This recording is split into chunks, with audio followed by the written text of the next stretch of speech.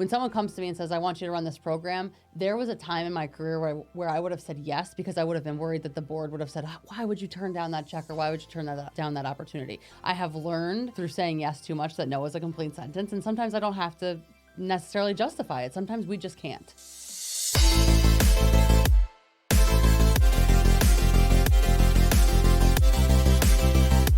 Welcome to Seriously Catherine, a podcast about taking your business seriously, but not yourself. All right, y'all. So this week's hot take revolves around the Super Bowl. And I watched pretty much all day, all the coverage from noon until, I think it was 12 hours. Obviously, I loved seeing Taylor there. I knew for sure she was going to make it there. So for those of you that don't know, she just ended her Tokyo performance. And so it's like 13-hour flight from Tokyo to Vegas. And it was the night before. So people were like, speculating that she would not be able to make it. But like, okay, if you're Taylor Swift, you're not like flying commercial. You got your own plane. You can sleep for 13 hours if you needed to. So I knew for sure she was going to be able to get there. So I was excited to see her there. But specifically about the halftime show, like people are always so opinionated about the halftime show. Like people either love it or they hate it. They always have something to say. And I was really, really excited that Usher was going to be the halftime show. And they kept on saying like all along that he was going to be like this solo act. But I felt in my soul that he was going to have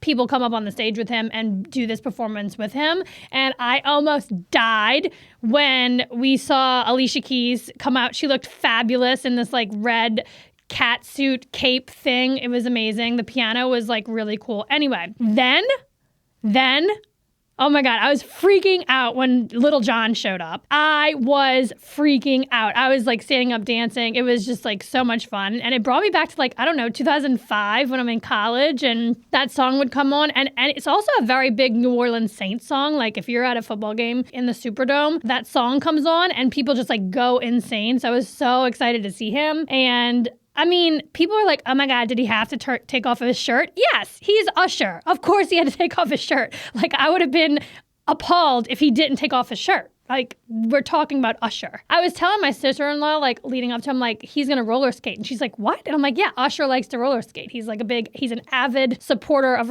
roller skating, and he's very talented. Like, he, like, can do the spins and flips and all that stuff. And, of course, he showed up for that. It was awesome. Lil Jon was I think just the most explosive surprise to me is I just like was so excited to like turn down the whoop. Another like just Super Bowl commentary is like Travis Kelce like getting really his temper was on display when he like manhandled Andy Reid and people are very, very disappointed in Travis Kelce about it. But look, listen, it's an intense game, okay? Like Boy was pissed that he was taken out of the game and then there was a fumble and he felt like, okay, if Andy would have kept him in, we wouldn't have had that fumble. So I don't think we can even judge the intensity and the stress. And I was stressed. I was stressed when I was like watching this game. It's pretty uneventful up into the overtime. The pre-game shows leading up to the Super Bowl, there was an interview with Andy Reid and he kind of talked about Travis Kelce having a bad temper early on in his career. And once that's been redirected and focused, he's an elite athlete, right? But it's like the temper has been an issue. All right, and that's my hot take, guys. Agree? Disagree? Let me know. Slide into my DMs. Tell me what you really think. This week in Saratoga, they announced that John Legend is coming to SPAC. And maybe Chrissy Teigen will be here too. And their kids are adorable. Their daughter Luna is a Girl Scout, just like my daughter Posey. And, shameless plug, Girl Scout cookie season is upon us. So if you want some Girl Scout cookies, we got you. The name of the event is called An Evening with John Legend, a night of songs and stories. Now, mind you, he's got an EGOT. Do you know what an EGOT is? It means that you have an Emmy, a Grammy, an Oscar, and a Tony Award. That's like mind blow, right? He is incredible. It just seems like he's just the full package, and I'm excited. He's coming to SPAC. He's coming to Saratoga Springs. How cool would it be to run into him on Broadway, just walking along? I wonder where he'll stay. Or maybe he'll stay in a trailer, like his own trailer he'll bring into town. Or do you think he'll stay at the Adelphi? Do you think he'll get an Airbnb? That would be funny if you're an Airbnb host and, John Legend is staying there. So I'm going to take this opportunity right now to talk more about SPAC, because I don't know if you're aware, but if you live in Saratoga and you haven't been to a SPAC show, you're missing out on the experience of Saratoga Springs in the summertime. Live Nation tickets went on sale as well. Like right now you can get a season of lawn passes for like $200. Maybe it's like $225 or something like that. But it's like so well worth it, even if you're not going to go to every single concert. The New York City Ballet comes, the Philadelphia Orchestra comes. It's just like a vibe. They have this VIP building now too, where you can like overlook the lawn, which is sort of snobby, but it's a really great view. SPAC is not just about musical performances. They're doing these culinary art events now. The other people that are coming this summer, because they're announcing new people like pretty much every day. I don't know if Dave is announced yet, but he usually comes every summer. He usually does like 3 nights of shows. Who else? The Beach Boys are coming, which I am so excited about that. Hootie and the Blowfish is coming. Earth, Wind & Fire will be good. Kids Bob, that was Posey's first concert ever. Paula Abdul and New Kids on the Block. Go Paula, she still got it.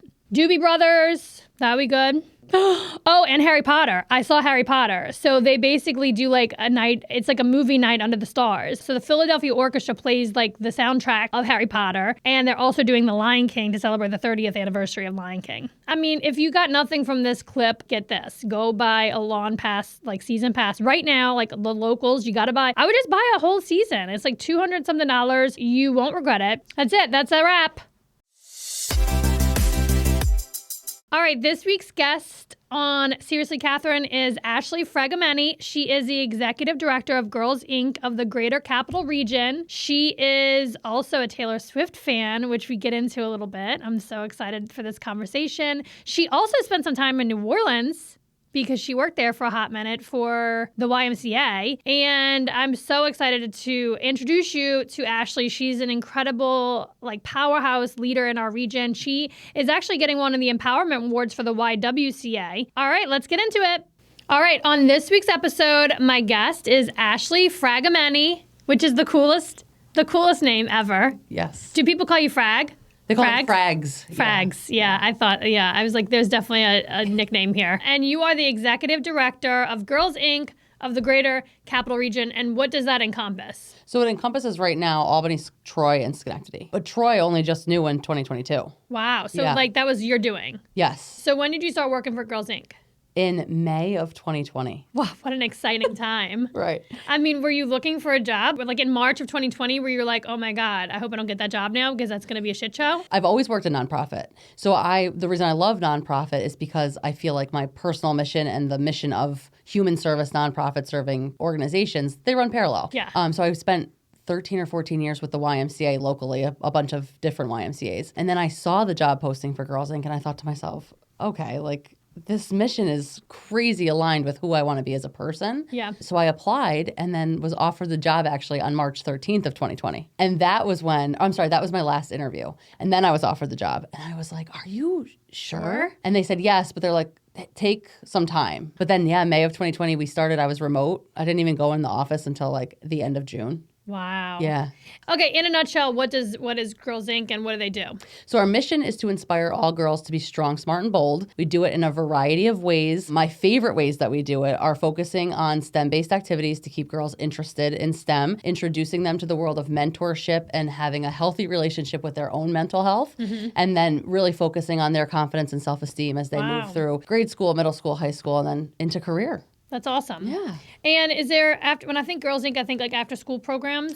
Yes, after school for K through 7th graders right now. Okay. And then college and career readiness for 8th through 12th graders. Amazing. And so you said you just launched in Troy. Where was your office? And you're utilizing gyms of schools. So we actually, in Troy, I was in a leadership or a Chamber of Commerce event, like a networking event. And I was sitting next to Liz Reese, who's the CEO at the Art Center. And I was giving my elevator pitch about what Girls Inc. is and how I can't wait to get into Rensselaer County and we're just looking for space. And she kind of gave me one of these and she goes, you can come to the Art Center. I said, Liz, it cannot be that easy. She's like, oh, it's that easy. You can come to the Art Center. So cool. And what's next? I think just when you started, you're having to get through COVID was an undertaking. And then you set your eyes on, expanding into this new area, Troy. And I'm sure, you're like me. You're like, what's next? What's next? What's next? Right. I don't like to be stagnant for long. Like I want to keep moving.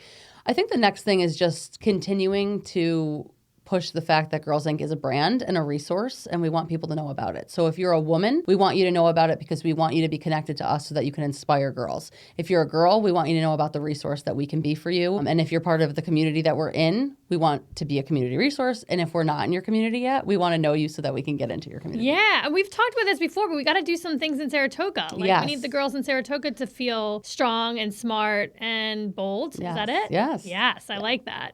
Well, we did have our first event at Palette. Yes. Which was so awesome. Which was so successful. Yes, it was amazing. Yes. We had all the entrepreneurs under the age of 18 come in, sell their goods and wares.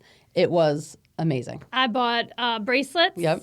I bought cookies. I bought a book. We had an author here. Yep. She was adorable, and I was just like so inspired. And I brought Posey, of course. I have a 9-year. My oldest is 9, and I brought Posey with me. And I think it's just so important for her to see examples. I mean, of people kicking ass and and doing the thing. You don't have to wait until you're a certain age. I think it's important for girls, not only girls but also women. You can start doing any of this work anytime. Absolutely. Like volunteer. Well, It's I think never too late. It's never too late, and I think It's never too early. It's never too early. And too late. Right.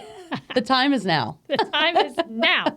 Take it. Take the action. Right. Okay. I did want to point out that you spent some time in New Orleans. And I did. When people spend time in New Orleans, like we have a connection now. Yes. And we'll be friends for life. Yes, I went to New Orleans area, so I was actually on the West Bank. Some may say the best bank. Yeah, they do call it the West Bank. But I'm not I'm not one of those people.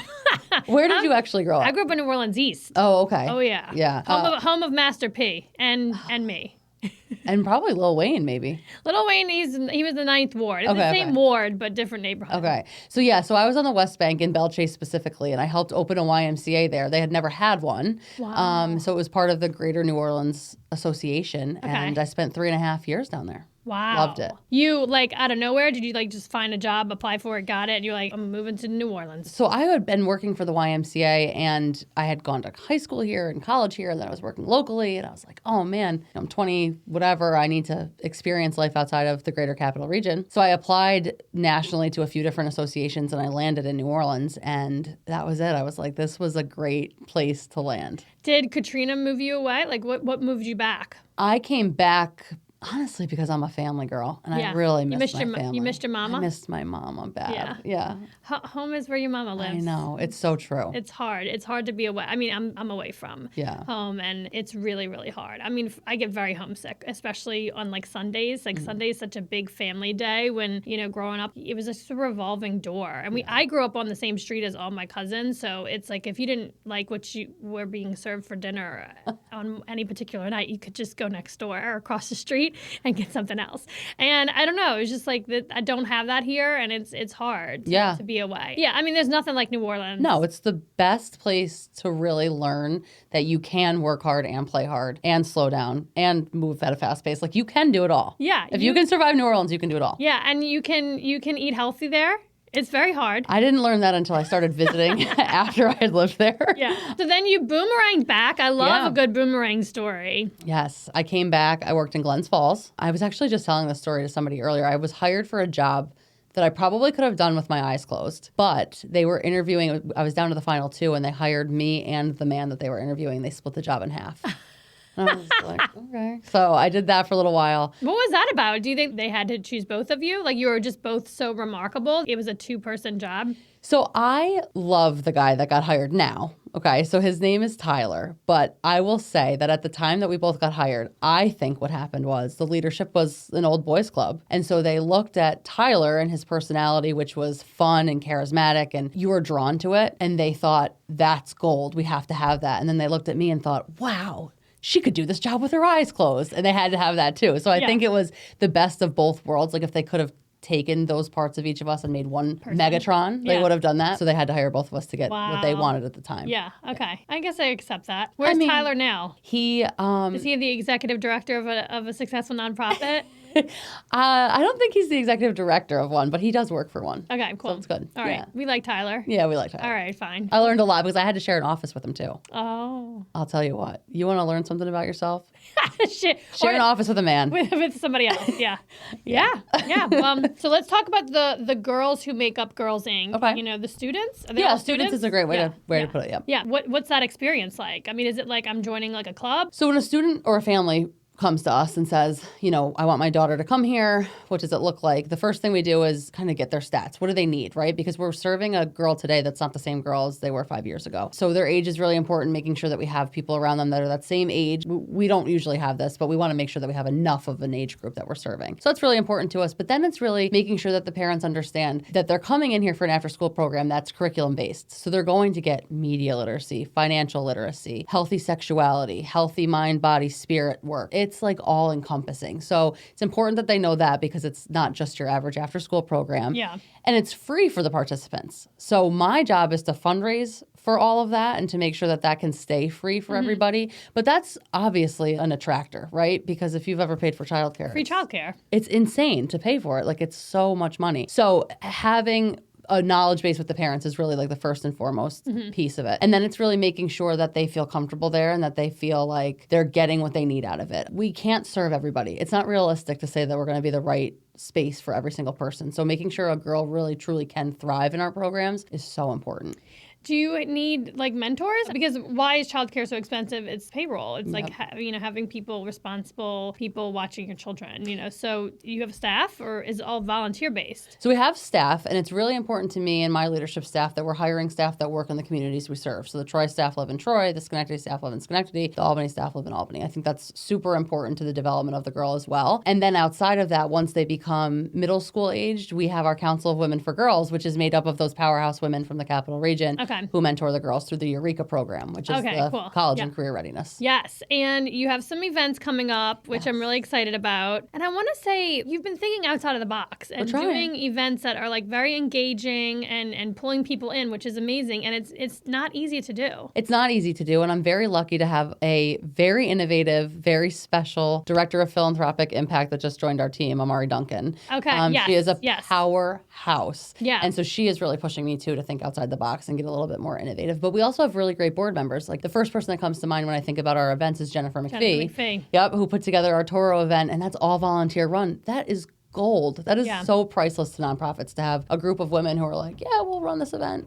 Yeah, I mean, are you doing it? You must be collaborating with Albany, the Black Chamber, right? Because Deshauna was a Girls Inc. She was a Girls Inc. girl. Yep, we've collaborated with her on some keynotes, and she's toured our girls around the facility. So it's great. It's a great partnership. Yeah, she's another boomeranger. Yep. Yeah, so came back. I like talking to people who, are from here, left the area, came back. I really love talking to transplants who have chosen to live here and build their businesses and raise families here and stuff. I just think it gives you a unique perspective on how amazing this community is, and the Capital Region is where it's at. There's so many resources. It's a great place to live and work and play. So I love talking to people about that. I love a good boomerang story. Yeah. I just do. And it's nice to be able to serve the community in which I'm from. Yeah. There's nothing really like that. Yeah. So what I love about the Capital Region and being from here and serving the community in which I'm from is also the partnerships that come with it. So we have so many great partners, especially lately we've been working with WPO on an event where we're going to be recipients of a fundraiser that they're running. We are working with the Connect Center to host, and Walter Thorne to host bingo for the first time ever. At the Connect Center. It's going to be so fun. Seat Center's providing the food. So it's like an ultra collaboration, and I'm just so excited about that. And it's on March 8th, which is International Women's Day. So bingo is my jam. It's Walter Thorne's jam too. I am, I like to be involved with my kids in the school. So I signed up like 2 years ago to be like the bingo lady. Yes. And so last year I had so much fun, more fun than any of the kids, like calling the numbers. It was so much. We got an old school bingo call machine, and it was so much fun. That's the night of, it's actually Mardi Gras Day, but we don't know about Mardi Gras up here. We do a little bit know about Mardi Gras up here. We do, a little bit. At last year's Mardi Gras, I acted like it was Mardi Gras in New Orleans. Yeah. But I respected it. I don't know. don't know if anybody else respected that. That's a great event, though. It's pretty true to form. I mean, it felt like Mardi Gras. It does. The food's there. Yeah, Hattie's does the food. This is what I really love about the Capital Region is that all the leaders in the Capital Region are super accessible. Yes. You know, like no one is like too busy or too important to meet you for coffee or something. I love that. It's a community that you can really get engaged in. You can know all the players, you can work with them, you can support them, vice versa. I think when I started to lean into the Capital Region as a whole. Like I remember when I first moved here, I moved to Saratoga and I hadn't gone to Schenectady unless I was going to Proctor's. You know what I'm saying? Like I had to really get out of that bubble. And when I did, oh man, did we start to like have a really good time. Yeah. You know, so I think like that was also during COVID when I started to like really open up and be like, okay, wow, we got something really special here. So that's what I love about it. It's great. And I think to your point about the leaders all being accessible, they're also willing to share. Like nobody's gatekeeping. Right. I think for me, it's been as a newer executive, let me put it this way. I have been made to feel like I can ask a question. Right. Like you don't feel like, oh, like who's this broad coming along and thinking she's going to run Girls Inc. And there's support. There's optimism and there's a forward path. Yeah. And I probably feel comfortable saying that to you because you've been one of the people who hasn't like kept anything from me. Like you're willing to have the conversation. Oh yeah. I'm just like an open book. Yeah. And I think that there's enough people that are willing to have the conversation that outweigh the people who are not. I just think about this. Like what's the harm that it can do for me to introduce you to somebody that's going to help you? Right. You know? There's no harm in that. Like if anything, that person's going to be like, thanks for letting me help this person. Right. That made me feel good. I'm all about helping people help more people because that's what makes me feel good. Like help a sister out. Here. Here. Amen. Can I get an amen? So as the executive director of Girls Inc., I'm sure you experience and see a lot of hardship and you're helping girls through their adolescence in a time when they're just so sensitive and impressionable. And how do you manage that? And what would you say is like your biggest challenge? My biggest challenge, I think, my biggest challenge is that I represent an organization where a majority of the girls, 84% of them specifically, identify as girls of color. Mm-hmm. And 63% of them live at or below the poverty level. I am a white woman who grew up with two parents that lived in wine and skill in a house, who never went hungry, all of the things. There's a lot of imposter syndrome, to use a hot button word, that comes with that. Because how can I go out in the community and represent a girl that I have never walked in their shoes? Yeah. So I spent a lot of time talking to other leaders, specifically Walter Thorne, DeQuetta Jones, about that. And they were super helpful. And the whole, like, this is a transferable skill. Like you work in human service and you can go out there and you can represent the girls because you at least know how to be a girl, right? Yeah. And I think that that's the thing that always ties me back to the work is we've all been a middle school girl. We've all gone through adolescence. We've all been scared of something. We've all had crazy body issues that, we have to overcome, our mental health, all of it. What scares me about the work is that all of the resources that do exist,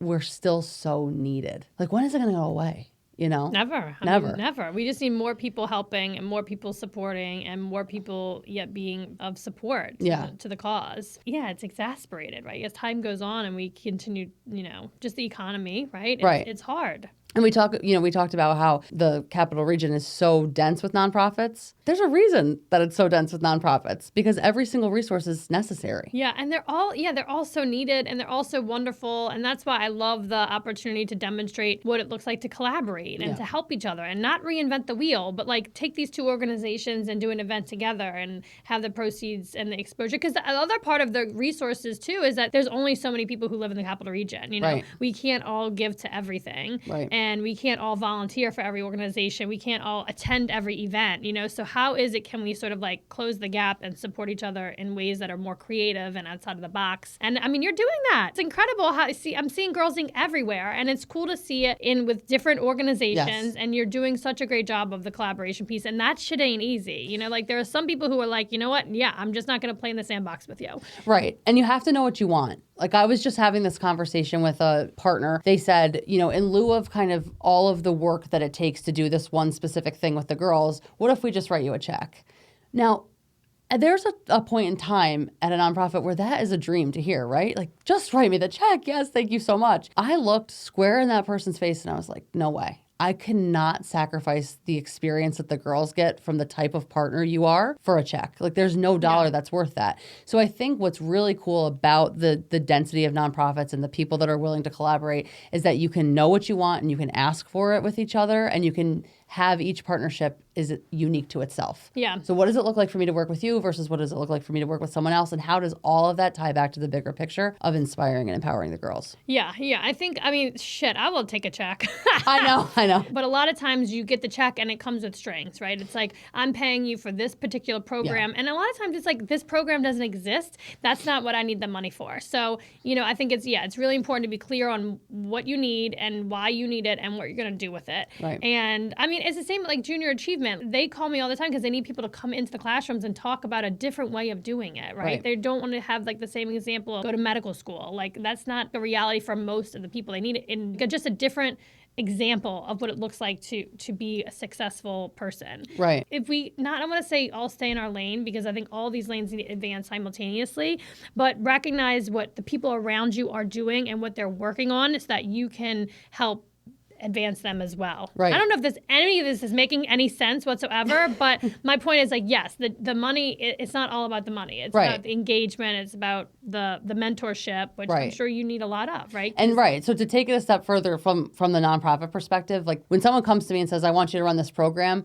there was a time in my career where I would have said yes, because I would have been worried that the board would have said, why would you turn down that check, or why would you turn down that opportunity? I have learned through saying yes too much that no is a complete sentence. And sometimes I don't have to necessarily justify it. Sometimes we just can't. Coming to that conclusion has helped us with staff retention. It's helped decrease staff burnout. It's helped increase engagement with the girls. A really great example of a partnership that has a lot of different kind of areas of impact, but to your point, sometimes it's a check and sometimes it's the engagement, is Bank of America. So Bank of America, their employees do a coat drive for us every year. Oh, cool. So since COVID, what it's been is they've gone and they've purchased the coats, they've sent them to us, and then we set up this kind of like impromptu store, and now employees come in and they volunteer with the girls and they shop, right? What's really cool about that is not only that the girls are getting this kind of shopping experience inside of Girls Inc., but the employees are getting touch points, and the employees that aren't able to come in person are still getting the touch point of knowing that they provided a coat for a girl. So now in June, when I go into a Bank of America to make a deposit for Girls Inc. and the teller sees that I'm from Girls Inc., they have this touch point in their mind of, I bought a coat for a girl that works. Oh, you work at Girls Inc.? I bought a coat for her, So it's this whole idea that event, that engagement is not one dime comes from Bank of America. Yeah. It's the employees saying, I want to purchase a coat for a girl. It's a need. It's impactful. The girls get the experience of shopping. The employee now has this thing that they hold on to all year. And now when they do go to think about writing an unrestricted check to someplace, maybe Girls Inc. is top of mind. Yeah. Because as we know, unrestricted dollars go further because they can be used right away. Right, exactly. So that's really positive for us to have people that are ready to do the engagement work and not necessarily just write the check. And then there's the people that we do need the sponsorship dollars. Now, the difference now, I think, than maybe 5 years ago is when someone comes to you and says, I want to sponsor an event, they no longer want the step and repeat. They don't need the table signs. Like, they want to know who the girls are that they're working with, which, to your point, can get a little hairy because they want their specific financial literacy thing or their specific STEM activity to be the activity that you're doing or the curriculum you're running. And we're like, well, we can't always do that. Right. So how do we work together in the existing world of what we know we can do, what our capacity is? How can you come in and impact that? And if it means that you write us a check and you let us keep doing our thing, cool. If it means that this is our thing and you're going to not write a check, but you're going to come in and you're going to teach this piece of the curriculum, great. Yeah. But I think it's for the nonprofit side, for us, it's been reimagining who we are or rebranding us as who we are now, knowing that that's different from 5 years ago and being comfortable with that. Yeah. And that's a lot of growing pain because people were comfortable with the way things were. Right. And then COVID happened and then it was like, shake it up. And now it's like, no, this is who we are. Yeah. I don't have to say yes to you. Yeah. And if you do want to work with us, I'm going to provide you with the menu of options of ways you can do that. Yes, yes. I mean, I think you're doing a great job, and I think like you're building such a great team, and I think being like that servant leader too is like giving your team the autonomy to run with things that that they're passionate about, right? It's hard work. It's emotionally exhausting on a multitude of levels, but you're doing an amazing job. Thank you. And I love you. And anything I can do, I think I want to do another girls market here. Yes, for like sure. we should do that recurring, right? Yes. Like how do we get more Girls Inc. and Saratoga? So we're always looking for ways to have a footprint, if you will. So right now we're talking about pop-up activities. The girls market was the first time we did something in Saratoga County like this. So we're just always like, so talking to you, like, you want to host a Peyton Sip? Great. Let's, have a Eureka night there. Yeah. So it's just kind of just small. We don't want to be like overpowering to people, because at the end of the day, if I was just having this conversation in Mechanicville. Like, I can't come in and run 5 days of after school programming because I don't have the staff for that and you don't have the capacity. So let's slow down. How can we do one event, get the community to know who we are, get comfortable with the fact that we have resources, and we're not trying to rob Peter to pay Paul kind of thing. Yeah, and the slow and steady is a totally great, like, I need to take a page out of your playbook. Yeah. Because a lot of times I just like go all in and you burn out, and, you certainly waste a lot of resources that way. So kudos to you. I think you're awesome. Thank you. I think you're awesome. What else do you want to point out or bring up? Should we talk about Taylor Swift? Because I know you love Taylor Swift. I would love to talk about Taylor Swift. Don't make my day or anything. Okay, so you had a Taylor Swift birthday party, which yes, I was did. hoping and praying that Ruby would let me have a Taylor Swift birthday party for her, but she said negative. She said maybe next year. So, well, wait, first of all, tell us about your Taylor Swift birthday party. Okay, so first of all, I'm a December baby.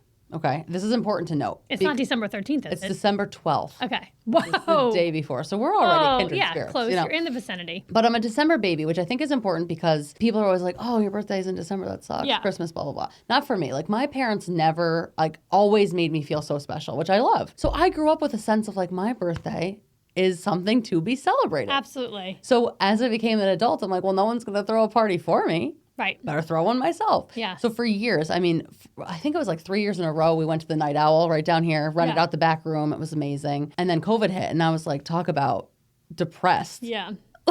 I couldn't have a party. It was terrible. So this year I was like, all right, last year I had a girls' night at my house and it was great. This year I was like, we're back. Let's do it. So my best friend, Callie, was like, what do you want to do? I'm like, I think I want a party bus and I want to listen to Taylor Swift and look at Christmas lights. I love it. So they all met in Boston Spa. They came to my house, picked me up. The music's blaring. The confetti poppers are going. So much It was fun. amazing. So we were on the bus for maybe I curated a playlist. So we were on the bus for maybe 2 songs, and I said, everybody, the performative piece of the evening is about to start. And I just basically performed Taylor Swift I love it. the next 2 hours after that. Oh, my God. And my friends were cheering me on. Of course they loving were. It was great. So much fun. I love that. I love that you just took the reins and you were like, I'm leaning into this. That's what she did. She was like, yeah, I'm going to go on tour. I'm going to literally perform all the albums. Meet you there. Yep. Did you go see the movie? I went and saw the movie twice, and I've now rented it 3 times. I love it. Have you seen her in concert? No, I am not that rich. Okay. Did you hear the news that people say that there's more females watching football now because she's at the games, but specifically more daughters spending time with their dads? Oh, no, I didn't hear that, but that's so cute. It makes sense. I think it's funny, people are so triggered by this whole thing. So there's the guys who are like, I'm so tired of hearing about Taylor Swift, but it's she is a mastermind. She is. I wouldn't be surprised if it was all just a fun little social experiment that she's doing. You don't think they're going to get married? I don't know. I feel like I wouldn't be shocked if they broke up, and I wouldn't be shocked if they got married. Yeah. I think it's the puppy love is so adorable to watch. I think the social experiment was this last week when Jason was at the game too. And because people were getting so, like you said, triggered about her being at the games and her cheering and her being so excited. But then Jason's jumping out of the suite with no shirt on and everyone's like, wow, he's so funny. I know. He's so charismatic. And it's she can't even cheer for her man without being told she's too much. Right. I think we give them too much credit sometimes. I don't think Jason was I'm going to steal the show just to point out that that Taylor's not so bad or whatever. I think that they're just being themselves. They're just they're acting like who they are and they're being social, and he's just a dude. Getting amped he's up literally just a because dude. His brother got a touchdown. He's just took his shirt off and he's wasted, I'm sure, because he's not playing football right now. Right. But we can't get enough. So after listening to this episode, people are going to be like, how can I work with Girls Inc? So what sort of partnerships are you looking to forge in the near future? So the best types of partnerships are ones that come with engagement opportunities. So we really want all women and men in this area who have positive experiences and positive opportunities to share with the girls to do that. For our Eureka girls, which is our high school girls, specifically 10th, 11th, and 12th graders, they are in need of internships. I didn't talk about this as much as I usually do, but the thing about our internship program that's so cool is we're giving girls an opportunity to try something and not like it, which is not normally generally what people think about when they think about an internship. Like, we want girls to try it and say, no, I don't like this, so I'm not going to pursue this field in college, you know, like, so let me try something else kind of thing. We had a girl that wanted to be a vet. So she said to Kelly, our Eureka manager, can you get me an internship at a veterinarian's office? She said, yes. So she got her the internship at Just Cats on Route 9. So the first day of the internship, Kelly calls the girl and she says, how was it? And she goes, I forgot to tell you that I'm terrified of cats. Oh my God. And so Kelly goes, oh my gosh, what are we going to do? And the girl says, well, I'm going to stick it out, but I don't think I want to be a vet. So she stuck it out. But can you imagine if she hadn't tried that and she went and paid for vet school and all the things, and then she's finally like, getting her clinical hours and she's like, oh my God, I hate cats. Oh so my yeah, so gosh, it's twofold. Awesome. So we're always looking for internships, which is a really great way to get involved. We're always looking for speakers to come talk to the community or talk to the girls, come meet them, spend time with them, host an event, whatever that looks like, whether it's just the girls or whether it's us coming in and talking to your employees about what Girls Inc. is, what we do. I'm personally always looking for ways to spread the mission, and awareness around it. Because in Girls We Trust. In Girls We Trust. And you're so passionate about that. It's undeniable. We need to make sure that we have positive male role models in front of them as well, and just as, the same as female. So I think it's important because at the end of the day, they're going to be working side by side. Yeah. So it's important to know what that looks like and sounds like and feels like. Awesome. Well, thank you so much for coming. And if you want to get in touch with Ashli, she is an open book and super accessible, just like we were talking about. And you're on Instagram. Girls Inc. GCR. Ashfrag.org. Yeah. Okay. Ashfrag on Instagram. Oh, I love it. And Girls Inc. GCR on Instagram. Okay, and then our website is girlsinccapitalregion.org. Okay. Yeah. You heard it here. Thank you. My facepalm mom moment of the week also revolves around the Super Bowl. So the backstory is that I had a party to go to Saturday night. It was a Mardi Gras themed party at the Adelphi, and I may have had one too many hurricanes. And I was like shoving king cake into people's mouths at Adelphi at the bar after the event because they had king cake. And so I took it upon myself, like I was obligated to demonstrate to people what a king cake is and how you eat it. And I kept on telling them there's a plastic baby inside the king cake. I woke up very hungover, pretty much stayed on the couch horizontal all day. I think I watched 12 hours of Super Bowl pregame show, the game. I mean, all of it. I was committed fully to the Super Bowl. And Ryan and Sonia actually had my kids at the bowling alley for some of the Super Bowl game. Anyway, they got home and I let them stay up and watch this game, which is such a stupid move. Like, why? So this morning they all slept in, and I don't usually have to wake my kids up to go to school and like get ready and have breakfast and everything. They're waking me up. I'm not a morning person, but this morning I had to do that and it was miserable. So yeah, it was tough, but maybe they will always remember the overtime.